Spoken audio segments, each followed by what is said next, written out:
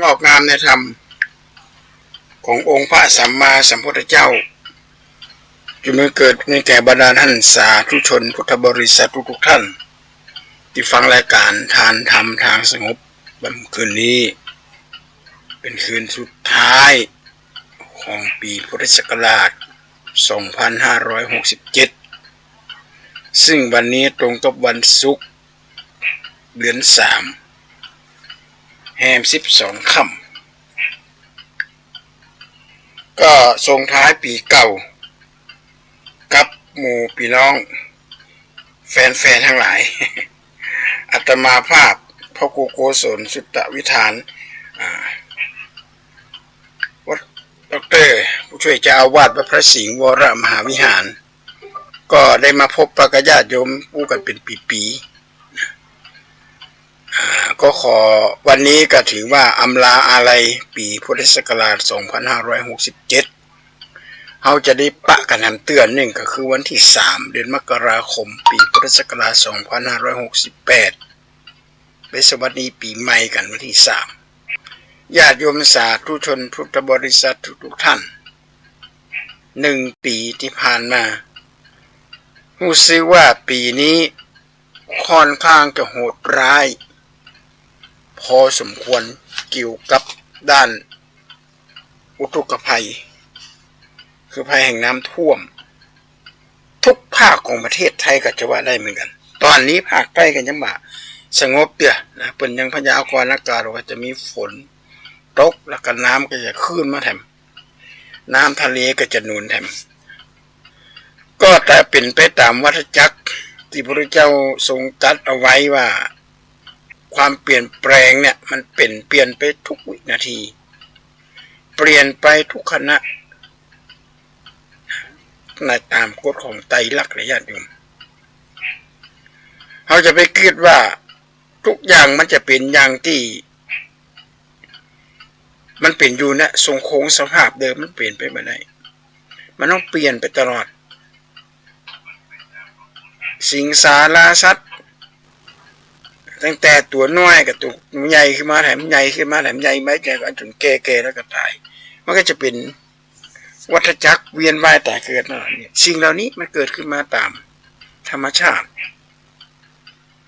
แม้ตถาคตเจ้าจะอุบัติเกิดขึ้นมาเกิดอุบัติขึ้นมาเนี่ยสิ่งเหล่านี้ก็ยังเกิดขึ้นอยู่ในโลกนี้จุดเป็นปกติในสิ่งทั้ง5ประการที่พระพุทธเจ้าตรัสไว้ในนิยามทั้ง5คือ1อุตุนิยามฤดูฝนฤดูหนาวฤดูแล้งฤดูร้อนฤดูหนาวมันเกิดขึ้นตลอด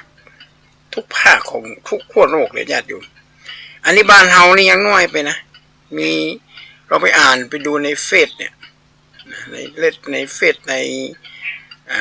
Google ใน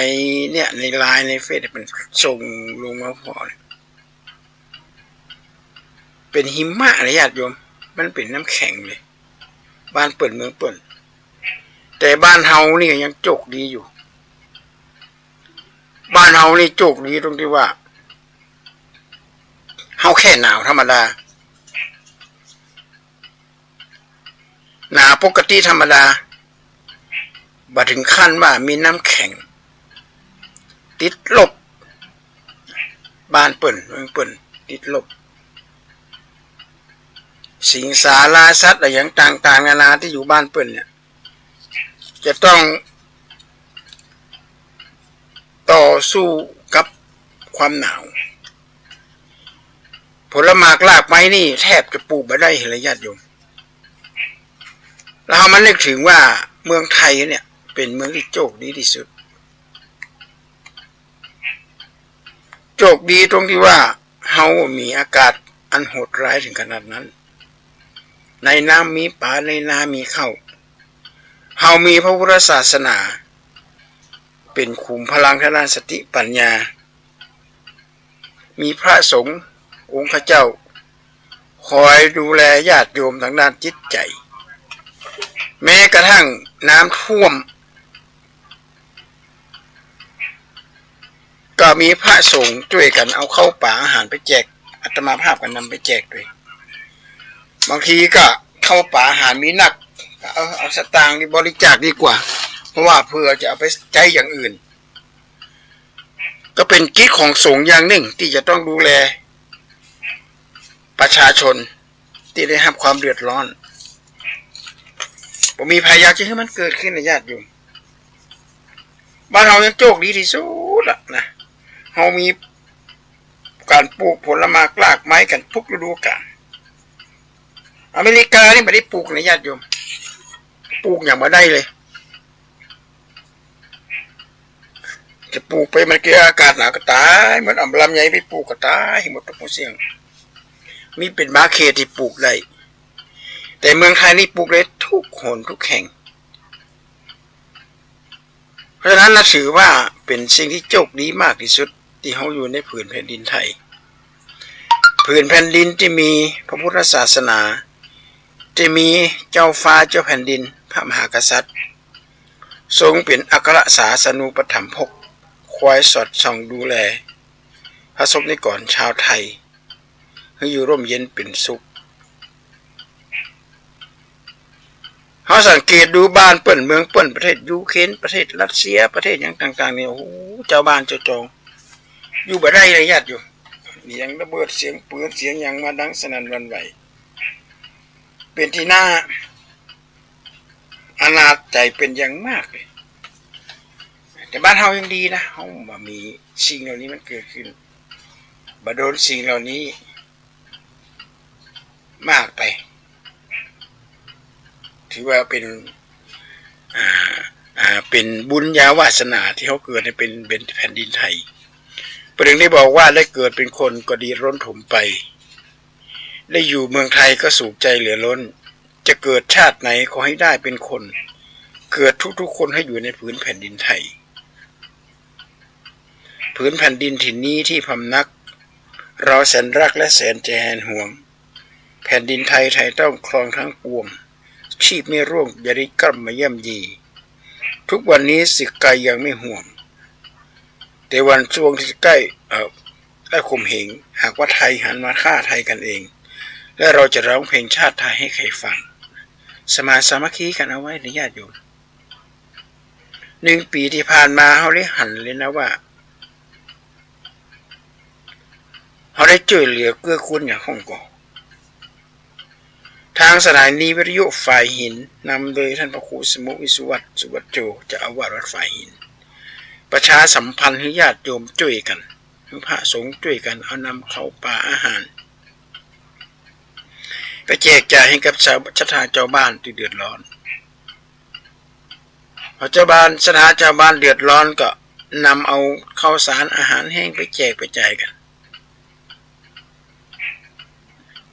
มันจะเกิดขึ้นแค่10 กว่าปีจะเกิดขึ้นครั้งหนึ่งปีหน้าก็จะมาเกิดละจะไปเกิดว่ามันจะเกิดทุกปีไม่ใช่แต่ครั้งเนี้ยมันเกิดขึ้นภายในรอบ50 ปี60 ปีตามคำพยากรณ์ของนักธรณีวิทยานักกรมอุตุนิยมวิทยาเนี่ยเป็นทำสถิติไว้ว่ามันเกิดขึ้นไม่ใช่ว่าเกิดขึ้นทุกปีนะมันเกิดขึ้นนานเดียวเพราะฉะนั้นก็จะไปวันวิตกกังวลอย่างนั้นเป็นเกินไปว่ามันเป็นเหตุการณ์เกิดขึ้นตามเป็นภัยธรรมชาติห้องเป็นอุตุนิยาม2เขาจะเจ็บจะเปลี่ยนได้ก็ต่อเมื่อเป็นพิชนิยามนี่ก็คือเป็นกรรมพันธุกรรมเป็นพันธุกรรมเป็นสายเลือด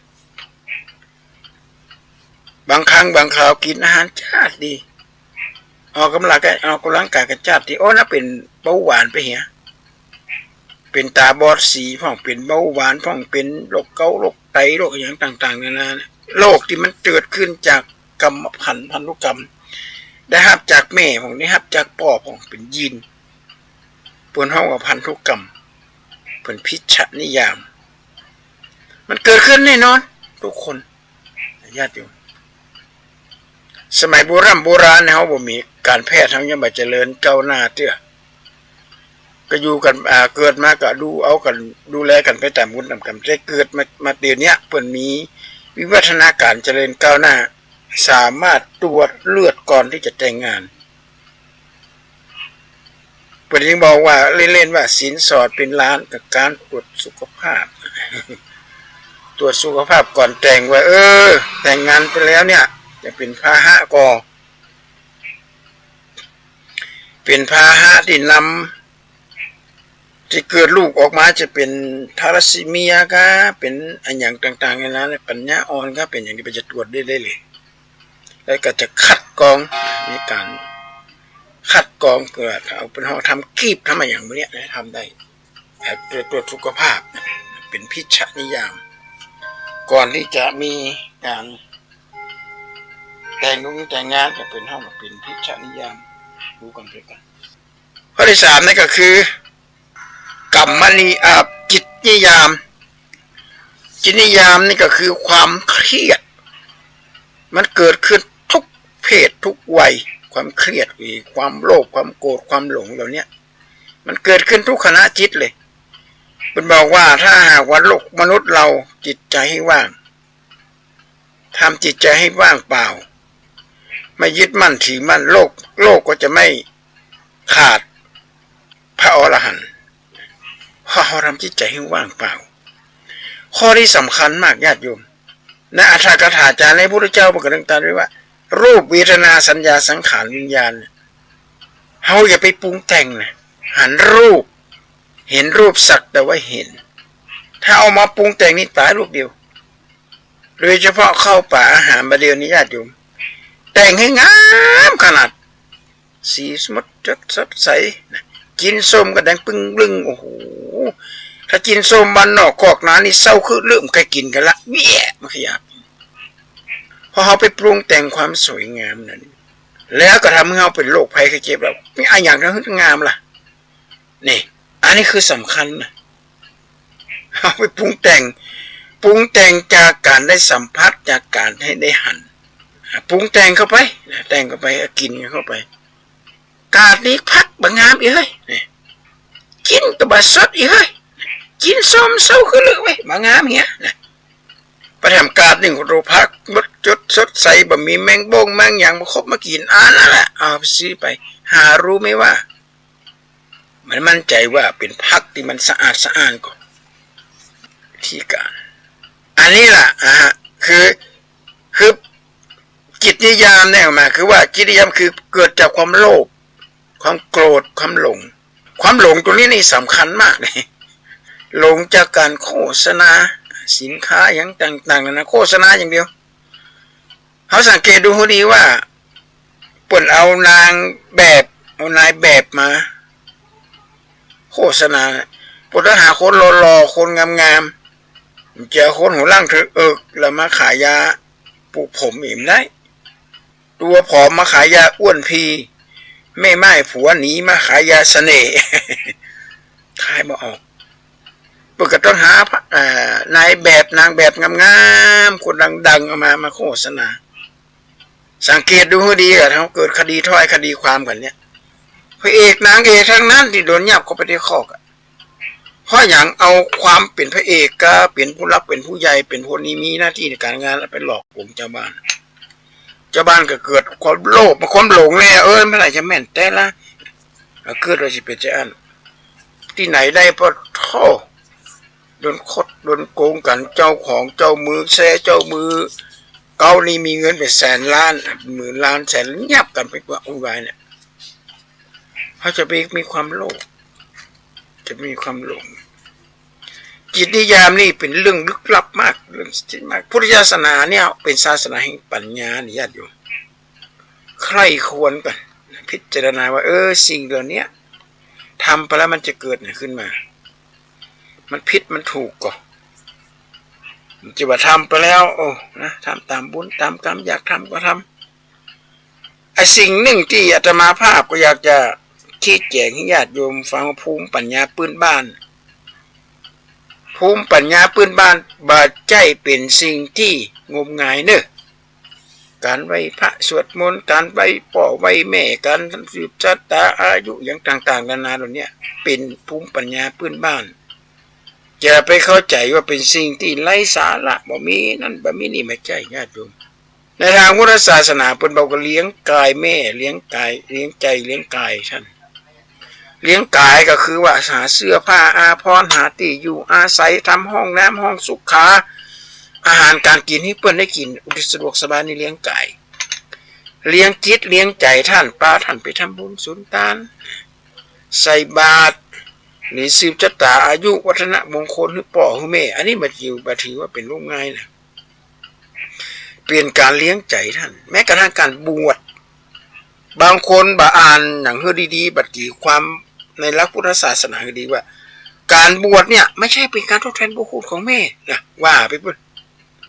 ไม่ได้ทดแทนพระคุณของพ่อของแม่การบวชตามพุทธศาสนาว่าอันนั้นว่าจะอีกว่าธรรมะบาสนใจแล้วเป็นการทดแทนพระคุณของพ่อของแม่100%เลยอย่างเขาเลี้ยงใจท่านพ่อแม่ได้หันชายผ้าเหลืองของลูกโอ้ยดีอกดีใจหน้ามันตามันได้เป็นเจ้าคนนายคนมีลูกมีเต้ามันจะได้เอาลักธรรมะนี่มาใช้เพราะชีวิตการครองเรือนนี่ญาติโยมมันเป็นของละเอียดไม่ใช่ว่าซุ่มสี่ซุ่มห้าแต่งงานกันอยากจะมีครอบมีครัวแต่งงานกันไม่ได้มีธรรมะบ่มีอันอย่างที่ใจเนี่ยเอาแล้วเนี่ยดูกันไปสักฟังสักคราวเอาแล้วต่างคนก็เลี้ยงมาคนละอย่างละอันนี้พ่อแม่เลี้ยงมาตามอกตามใจเขาได้อย่างบ่เกิน2 เดือนคนนี้พ่อแม่เลี้ยงมาอย่างนิ่งเอาแล้วมาอยู่ด้วยกันเป็นยังไงเกิดขึ้นล่ะนี่เห็นป่ะแต่ถ้าได้มาบวชเขาเรียกว่าบวชก่อนเบียดนะได้มาบวชในพุทธศาสนาพ่อแม่ได้หันเป็นยังไงก็ดีอกดีใจลูกได้บวช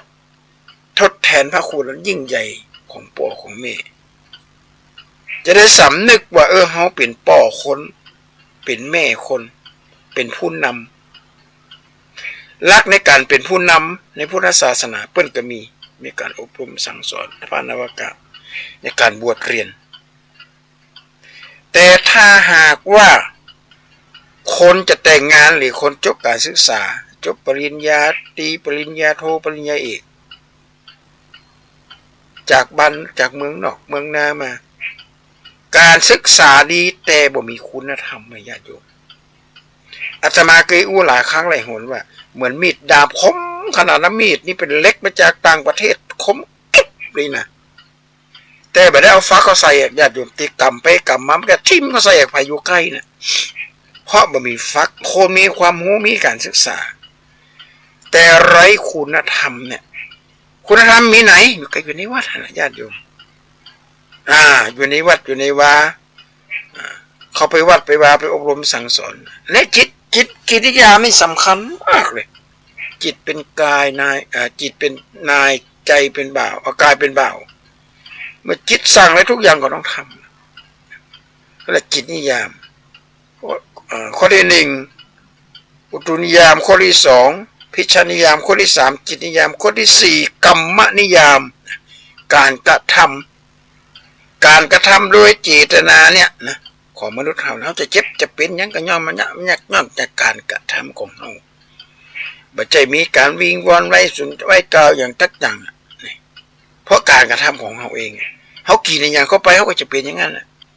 กินของจมของดองของมักของดองของดิบของอย่างมันเนี่ยเขาก็เปลี่ยนพยานพยังกระตีนพยานเพราะว่าเป็นการกระทำของตัวเขาเองถ้าเราหลีกเลี่ยงเนี้ยพิจารณาใจปัญญาพิจารณาว่าสิ่งเหล่านี้มันบ่เป็นประโยชน์ต่อร่างกายบ่เป็นประโยชน์ต่อสุขภาพร่างกายเป็นไปเพื่อความหายนะกับตัวเก่าเราสามารถจะเลี่ยงได้พุทธศาสนาเป็นศาสนาแห่งปัญญานะพระพุทธเจ้าเหมือนกันตัดว่าปัญญานิรันดร์แต่นำปัญญามันเป็นอันประเสริฐทั้ง3ประการถ้าไผ่ปฏิบัติตามหลักในทางพุทธศาสนาตามหลักในคำสอนในพุทธศาสนาเป็นสิ่งที่ประเสริฐมากเป็นคติธรรมในด้านวัฒนธรรมในญาติโยม ราะฉะนั้นพระพุทธเจ้าเขาเนี่ยพระองค์ก็ยังทรงเป็นพระอัฏฐคณาจารย์ด้วยนะพระอัฏฐคณาจารย์คือแก้หลักคำสอนนะขยายหลักคำสอนมาตีความออกมาพระเจ้าก็เป็นก็เป็นนะเป็นทรงเป็นพระอัฏฐคณาจารย์อธิบายใจความอะไรอย่างต่างๆนะกันสังคายนาวินัยในการอธิบายหลักธรรมและวินัยในทางพุทธศาสนาเพราะฉะนั้นบอกแปลกเลยนะว่าพุทธศาสนานี่เป็นศาสนาแห่งสันติภาพญาติโยมการเกิดมาเป็นมนุษย์เนี่ยก็ถือว่าเป็นสิ่งที่ประเสริฐละแต่เกิดมาพบพุทธศาสนายิ่งประเสริฐเข้าไปแถมมันจะง่ายๆแล้วเขาเกิดมาแถมพบหนึ่งเขาจะได้มาปะกับมาพบมาปะพุทธศาสนาก่อนเขาจะได้เกิดมาเป็นคนก่อนมันอยู่ที่การกระทำของเขาเองนะญาติโยมทำดีเขาก็ยังได้เกิดได้สิ่งที่ดีๆมานี่เรียกกรรมนิยามส่วนข้อสุดท้ายเขาเรียกว่าธรรมนิยามคือธรรมชาติอย่างไรก็ถึงเปลี่ยนไปตามนั้น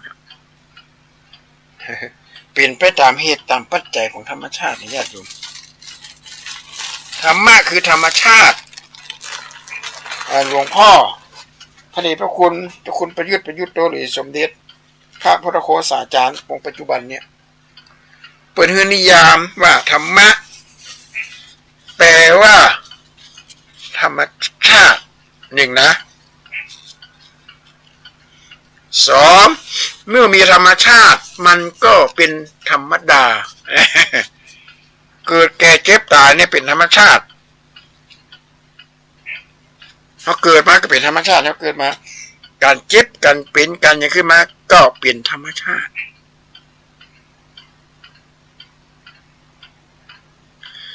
ข้อหนึ่ง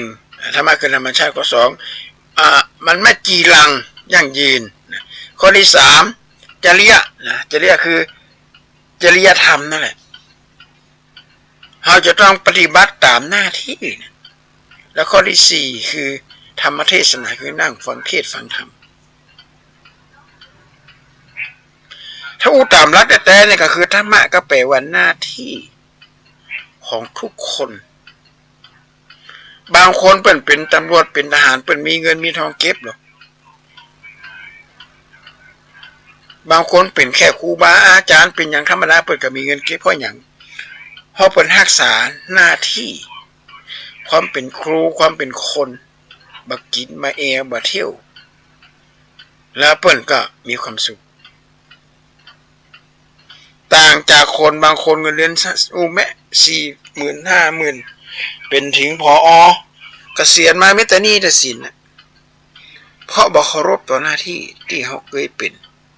หน้าที่เขาเป็นอย่างเขาก็ต้องเคารพต่อหน้าที่เป็นพ่อเป็นแม่ก็ต้องเคารพต่อหน้าที่ความเป็นพ่อความเป็นแม่ก็คือทำตามหน้าที่ในความเป็นพ่อเป็นแม่เป็นลูกก็เคารพในหน้าที่ของความเป็นลูกปฏิบัติตามคำสอนของพ่อของแม่พ่อแม่สอนอย่างใดก็ต้องปฏิบัติตามเป็นครูบาอาจารย์ก็ต้องรักษาความเป็นครูบาอาจารย์เอาไว้อันนี้แหละธรรมะก็คือหน้าที่เป็นหน้าที่ทุกอย่างหลวงพ่อพุทธทาสบอกว่าถ้าคนการทำงานคือการปฏิบัติธรรมปฏิบัติตามหน้าที่การทำงานเนี่ยมันจะมีอย่างนั้นการทำงานเนี่ยคือการปฏิบัติตามหน้าที่ที่ได้รับมอบหมายถ้าเขาปฏิบัติตามหน้าที่ก็แสดงว่าเขาบอกมีธรรมะอยู่ในหัวใจเพราะฉะนั้นวันนี้ก็วันส่งท้ายปีเก่าขออำนวยพรให้ญาติโยมทั้งหลายที่ฟังรายการทานธรรมทางสงบมีความสุขความเจริญก้าวหน้าในหน้าที่การงานในวันที่3 เดือนมกราคมจะได้มาพบปะกันนะเราจะได้มาสวัสดีปีใหม่กัน แต่วันนี้ก็คือรายการเนี้ยจริงๆแล้วเนี่ยรายการเนี้ยมี1 ชั่วโมงแต่ว่าได้กราบเรียนท่านพระครูสมุวิสุวัตว่าถ้า1 ชั่วโมงเนี่ยเครื่องเนี้ยมันหับบันไดอาตมาก็ยังไม่ได้เอาไปซ่อมแต่นั้นเนี่ยว่าแต่ไปทำงานน้ำการอย่างพี่เบาก็เริ่มได้เอาไปอัปเดตเจ้ะไม่ใช่ของเป็นของเก่าอยู่ เพราะฉะนั้นก็ใช้เวลาแค่30 นาทีวันนี้ครบกำหนดพอดีเลยก็ขออวยพรให้ญาติโยมทั้งหลายมีความสุขความเจริญก้าวหน้าในหน้าที่การงานตลอดกาลและนานเทอญ